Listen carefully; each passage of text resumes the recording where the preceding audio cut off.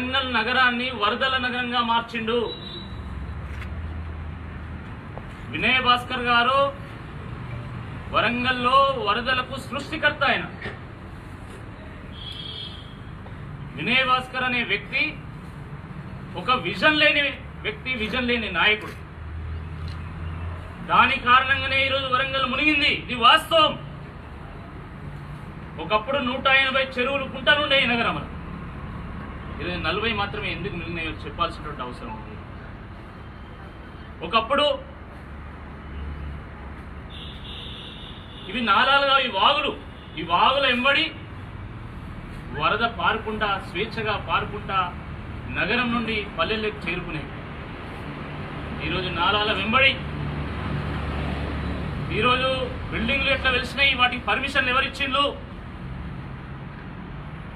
వాళ్ళకి ఇబ్బంది కాకుండా కాపాడుతున్నది ఎవరు?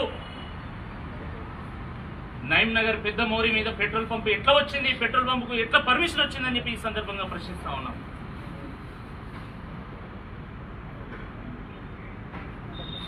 పాపం మిగతా వాళ్ళు కబ్జా చేసింది 10వ పరకో కావచ్చు, కానీ దాని ముసుగులో వీళ్ళు చేసి ఈయన భాగవతం మాత్రం పుంకాలుగా రాయొచ్చు, కథనాలుగా మీరు చూపెట్టొచ్చు.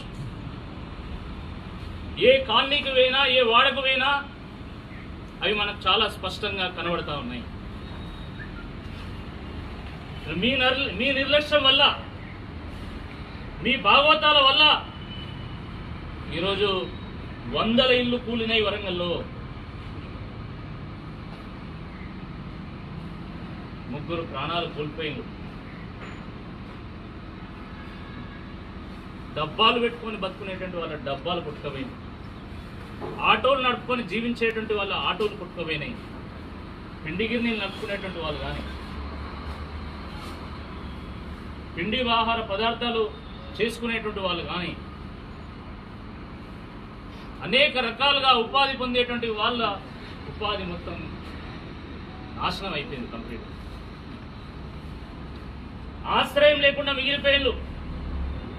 ఒక్క రాత్రి గట్టిగా వర్షం కొడితే ఓరుగల్లు మొత్తం రోడ్డు మీదకి వచ్చి రోజుంచింది. ఇది వాస్తవం కాదని నేను